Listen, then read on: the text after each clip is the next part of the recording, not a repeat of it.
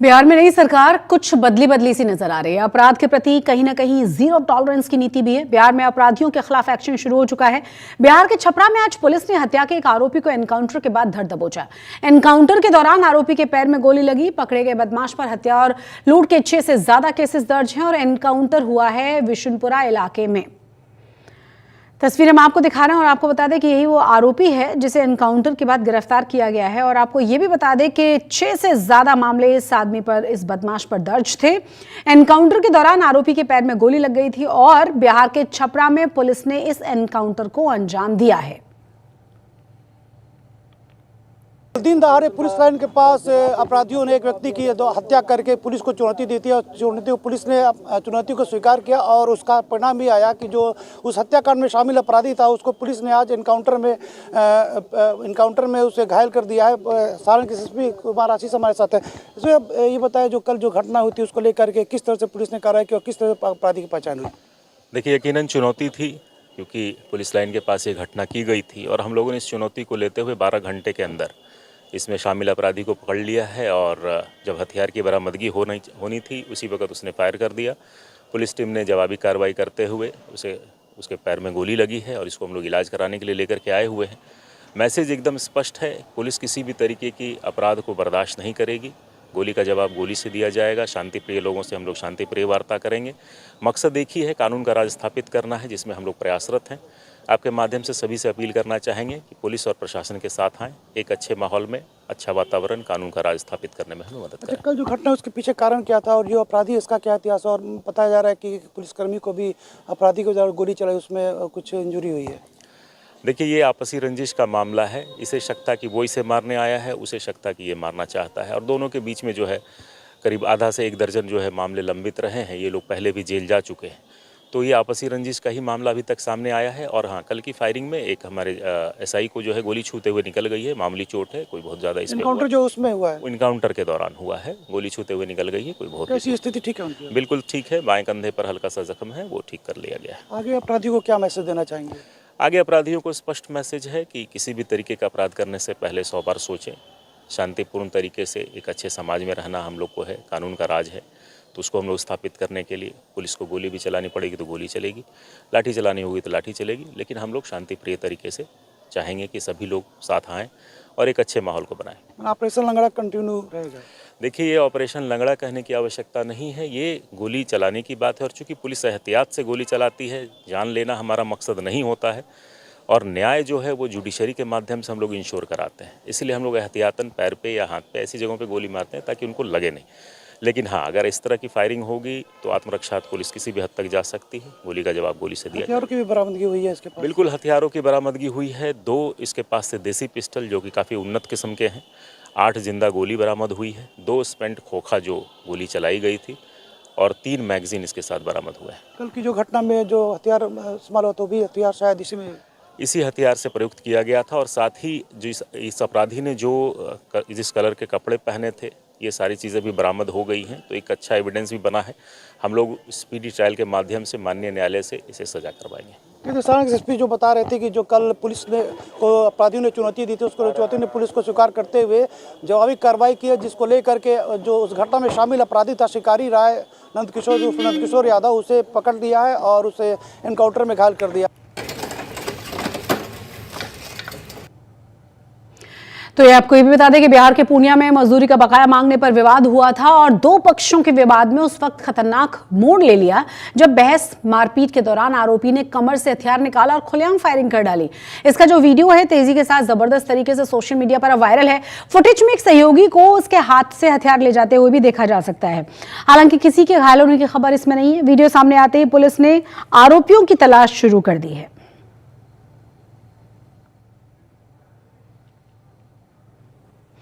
तस्वीरें देखकर आप अंदाजा लगा सकते हैं कि कैसे झगड़े के बीच में कमर से हथियार निकालकर यहां पर फायरिंग शुरू कर दी गई। अच्छी बात यह रही कि किसी को गोली नहीं लगी है, वरना किसी की जान तक भी जा सकती थी। सोशल मीडिया पर यह वीडियो जबरदस्त तरीके से वायरल हुआ है और इसी वीडियो के आधार पर अब पुलिस की तरफ से छानबीन शुरू कर दी गई है, आरोपियों की तलाश शुरू कर दी गई है। हालांकि इस पूरे मामले में अभी तक किसी की गिरफ्तारी नहीं हुई है। मामूली से विवाद में किस तरह से खुलेआम हथियार निकाल कर यहाँ फायरिंग हुई है, उसी को लेकर सवाल उठाए जा रहे हैं। कानून व्यवस्था को लेकर सवाल उठाए जा रहे हैं। वैसे भी नई सरकार बनने के साथ ही बहुत साफ कर दिया गया है कि प्रशासन सख्त रहेगा और दोषियों को बख्शा नहीं जाएगा। तो बिहार में माफियाओं पर बीते दिनों बुलडोजर एक्शन पर जाते जाते इस खास रिपोर्ट के साथ हम आपको छोड़े जा रहे हैं। I always believe that rule of law is supreme and no executive can take over the functions of the judiciary. हाल ही में मुख्य न्यायाधीश के पद से रिटायर हुए ये जस्टिस B.R. गवई हैं, जो बुलडोजर एक्शन को बेगुनाहों के बुनियादी अधिकारों का उल्लंघन मानते हैं। बावजूद इसके देश भर में बुलडोजर की कार्रवाई थमने का नाम नहीं ले रही।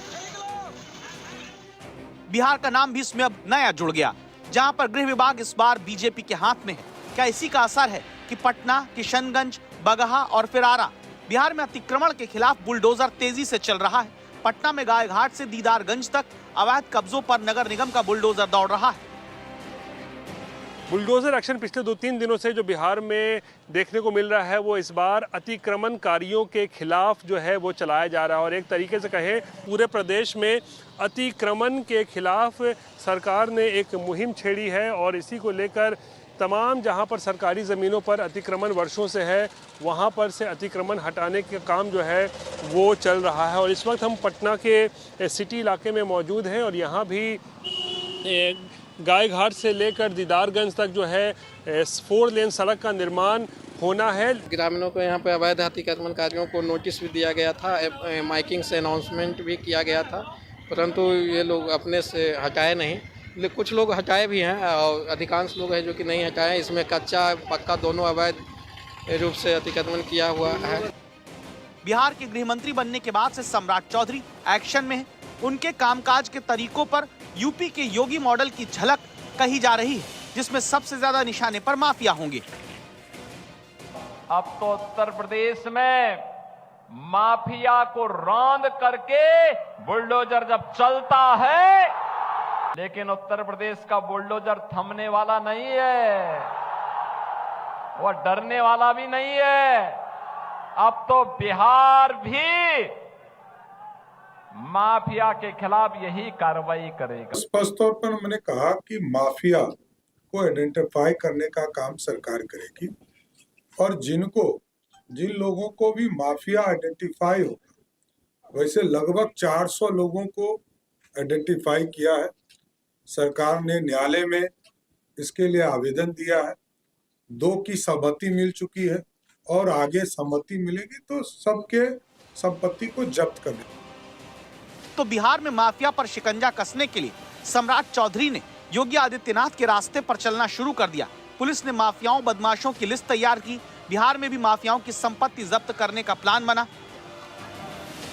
Crime against women, organised crime, जो ऑर्गेनाइज्ड क्रिमिनल्स हैं उनकी संपत्ति को कैसे जब्त किया जाए, इन सभी बिंदुओं पर विस्तार से चर्चा हुई है और वो सभी पर अमल किया जा रहा है। 400 लोगों का हिटलिस्ट बनाया गया।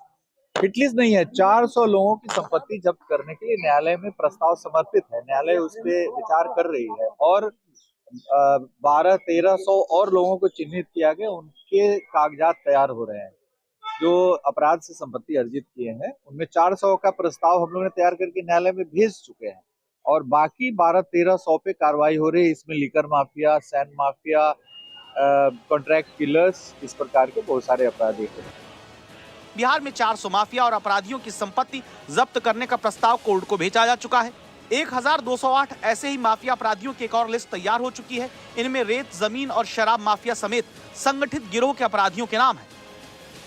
लेकिन विपक्ष का सवाल यह है कि जिस राज्य में 20 साल से नीतीश कुमार मुख्यमंत्री हो, जहां सुशासन का राज कहा गया, जो अपराध कंट्रोल करने का दावा करके 10वीं बार मुख्यमंत्री बन रहे हैं, वहां सुशासन में इतने सारे माफिया अचानक कहां से आ गए? लॉ एंड ऑर्डर को और बेहतरीन करने की व्यवस्था करनी हो। जो अपराधी हैं, चाहे वो किसी भी स्तर के माफिया हो, जमीन माफिया हो, बालू माफिया हो या शराब माफिया, इसको चिन्हित करने का काम किया जाएगा। उनके खिलाफ कार्रवाई की जाएगी। बिहार में कानून का राज कायम करने के लिए सम्राट चौधरी भले ही अपराधियों को खबरदार कर रहे हों, लेकिन सुप्रीम कोर्ट कानून के शासन में बुलडोजर न्याय को पूरी तरह से अस्वीकार्य बता चुका है। फिर भी सरकारें बुलडोजर न्याय को अपनाने से ही नहीं चूकती। शशि भूषण के साथ रोहित सिंह, पटना आज तक। और इस पर ज्यादा जानकारी के साथ हमारे संवाददाता रोहित सिंह जुड़ गए, उनका हम रुख करेंगे। रोहित, आप कठिन से कठिन सवालों को, समीकरणों को बहुत सही और आसान शब्दों में हमारे दर्शकों तक पहुंचा देते हैं, समझा देते हैं। मुझे जरा ये बताइए, इतने लंबे शासनकाल के दौरान, सुशासन होने के बावजूद ये माफिया आए कहां से, जिस पर अब बुलडोजर और बड़ी और कड़ी कार्रवाई की बात हो रही है? नहीं शशि, देखिए दो चीजें यहाँ समझने की जरूरत है। ये जो बुलडोजर चल रहा है ना पिछले एक सप्ताह से, ये किसी माफिया या अपराधी के खिलाफ नहीं चल रहा है। ये बुलडोजर जो पूरे बिहार में चल रहा है, ये केवल और केवल अतिक्रमण के खिलाफ जो है ये बुलडोजर चल रहा है। और एनकाउंटर, वही मैं आपको बता रहा हूँ कि ये बुलडोजर अभी तक जो उत्तर प्रदेश में होता है कि अपराधी ने कोई अपराध किया तो हम लोग देखते हैं 1 दिन 2 दिन के अंदर में उसके बुलडोजर से उसके घर पर चढ़ाई कर दी जाती है या जो भी है उस पर कार्रवाई की जाती है। वैसा भी बिहार में भी शुरू नहीं हुआ है। जो भी बुलडोजर चल रहे हैं वो अतिक्रमण के नाम पर चल रहे हैं और उसको लेकर जो है पूरे बिहार में अतिक्रमण के नाम पर जो है बुलडोजर से हटाया जा रहा है अतिक्रमण को। लेकिन सवाल ये उठता है कि जो 1600 माफिया और अपराधियों की लिस्ट जो एक तरीके से कहें तो जारी की गई है पुलिस मुख्यालय के द्वारा, उस पर तो सवाल खड़े होंगे ना कि 20 साल से नीतीश कुमार अगर कह रहे हैं कि सुशासन का दावा है, तो आखिर इतने सारे माफिया पुलिस अपराधी फल फूल कैसे रहे थे? इतनी लंबी चौड़ी लिस्ट बन गई। अब 1600 अपराधी अगर बिहार में इस वक्त अगर एक्टिव हैं और सबकी संपत्ति कुर्की के लिए जो है सरकार जो है अब हाई कोर्ट जा रही है, कोर्ट से निर्देश प्राप्त कर रही है, परमिशन ले रही है, उसके बाद ही कार्रवाई की जाएगी कुर्की जब्ती की। तो जाहिर सी बात तो है, सवाल तो उठेंगे ही कि आखिर 20 साल में जब सुशासन अगर था, दावा किया जा रहा था सुशासन का, तो इतनी ज्यादा संख्या में माफिया और अपराधी कहाँ से पैदा हो गए? 1600-1700 की संख्या इनको बताई जा रही है। बहरहाल एक तरीके से, लेकिन ये जरूर है कि बिहार में एक चीज की शुरुआत जरूर हुई है कि वो है कि अपराधियों के खिलाफ त्वरित कार्रवाई, कड़ी कार्रवाई।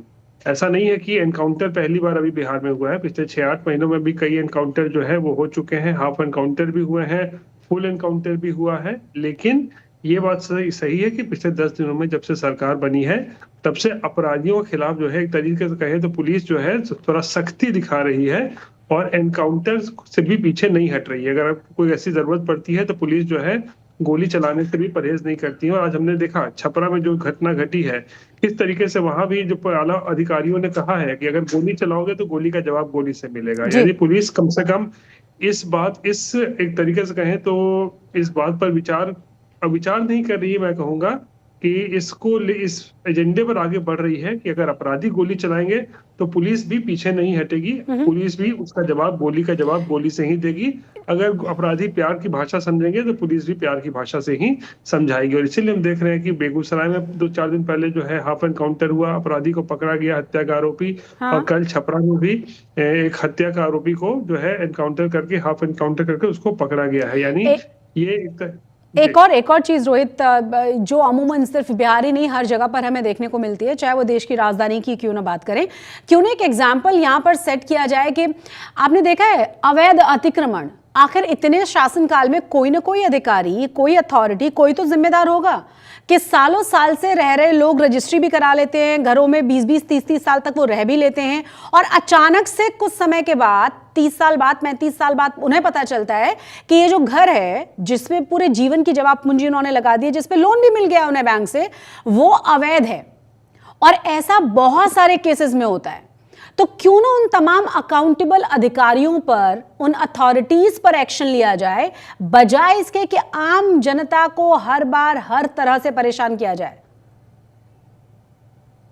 हाँ, जाहिर देखिए गड़बड़ी कहाँ नहीं होती है ये सबको पता है, लेकिन होता है कि उस पर एक्शन लेना। अब ऐसा तो नहीं है कि अतिक्रमण पिछले कुछ सालों में हुआ नहीं है। अतिक्रमण जहां भी कार्रवाई हो रही है वहां वर्षों से अतिक्रमण है, लेकिन सरकार कोई कार्रवाई नहीं कर रही थी। साफ बात है। और जो बात यह है कि अगर अतिक्रमण को तुरंत अगर पूरे बिहार में बुलडोजर चलने लगा है तो क्या इसका क्या मतलब हुआ? इसका मतलब ये हुआ कि अचानक से पिछले 10 दिनों में सब अतिक्रमणकारी जो है उन्होंने अतिक्रमण कर लिया है? जी ऐसा तो नहीं है। मतलब तो इसका बिल्कुल साफ है कि वर्षों से चले आ रहा था और देखिए बिहार में क्या होता है, अतिक्रमण अगर होता है तो बिना पुलिस की, बिना माफी बिना कोर्ट की इजाजत के आप बुलडोजर नहीं चला सकते हैं। राइट। तो बकायदा जहां भी बुलडोजर चल रहा है वहां पे बकायदा नोटिस दिया गया पहले तो लोगों को, उनको बताया गया है कि भाई हाई कोर्ट से या संबंधित कोर्ट से जो है निर्देश प्राप्त हुआ है, उसके बाद ही अतिक्रमण को हटाने की जो है पूरी मुहिम चलाई गई है। लेकिन सवाल ये होता है कि ये नोटिस ऐसा नहीं है कि आज 10 दिन के अंदर दिया गया है, या कोर्ट का फरमान भी 10 दिनों के अंदर ही अभी आया है कि सबको अतिक्रमण हटाओ। यानी निर्देश पहले से आ चुका होगा, 6 महीने साल भर पहले से कोर्ट ने निर्देश दिया होगा, नोटिस भी दिया गया होगा अतिक्रमणकारियों को कि हाई कोर्ट का नोटिस है आप भाई खाली कीजिए, लेकिन उस कोर्ट के आदेश पर या फिर नोटिस पर कार्रवाई नहीं हो रही थी। अब क्या हो रहा है, उस जो पेंडिंग आप इसको कह सकते हैं, जो भी कोर्ट के निर्देश प्राप्त होंगे या पहले से नोटिस जिसको जारी किया गया होगा, और जो ठंडे बस्ते में रख दिया गया था कि भाई चलो चुनाव भी है, बहुत सारा काम तो इसलिए भी नहीं होता क्योंकि चुनाव चल रहा था। अब उससे पहले कौन किसी का घर उजाड़ना चाहेगा या दुकान हटाना चाहेगा जो अतिक्रमण में आया हुआ है, जिन्होंने अतिक्रमण किया हुआ है। साइंस में तो कोई नेता नहीं चाहेगा, कोई पार्टी नहीं चाहेगी कि चुनाव के दौरान इस तरीके की हरकत की जाए जिससे कि लोग नाराज हों। तो इसीलिए चुनाव के दौरान तो कोई कार्रवाई नहीं की गई पिछले 6-8 महीनों में हमने देखा, लेकिन चुनाव खत्म होते ही कार्रवाई देखिए किस तरीके से शुरू हो गई है, किस तरीके से बुलडोजर जो है वो दौड़ रहा है बिहार में। कई तकरीबन हर जिले में कह सकते हैं कि बुलडोजर चल रहा है। तो यही बात है कि पहले भी पहले भी निर्देश प्राप्त था कोर्ट से, नोटिस जारी किया गया था, लेकिन अधिकारियों ने क्या किया, पूरे मामले को ठंडे बस्ते में रखा हुआ था कि चलिए जैसे चल रहा है चलने दीजिए। अब उसी निर्देश पर, उसी के जो भी नोटिस पर, अब उसी को क्रियान्वित जो है वो किया जा रहा है, क्रियान्वयन जो है उस पूरे मामले को जो है उसका किया जा रहा है। इसीलिए कार्रवाई अचानक से हम देख रहे हैं कि तेजी आई है बिहार में, और अतिक्रमण के खिलाफ जो है एक तरीके से कहें तो जबरदस्त इस वक्त अभियान राज्य सरकार के हैं या फिर सभी जिलों में जिला के जो प्रशासन है उन्होंने जो ये अभियान छेड़ रखा है। बहुत बहुत शुक्रिया रोहित इस तमाम जानकारी के लिए, तमाम अपडेट्स के लिए हम आपका रुख करेंगे। तो कुल मिलाकर तमाम जो एक्शंस लिए जा रहे हैं अलग अलग जगहों पर बिहार में, तमाम तस्वीरें चाहे वो अवैध अतिक्रमण की बात हो या फिर बदमाशों पर कार्रवाई की बात, प्रशासन की तरफ से सख्ती की बात कही जा रही है उसकी बात हो, तमाम अपडेट्स आप तक पहुंचाते रहेंगे। फिलहाल हमारी इस खास पेशकश में बस इतना ही।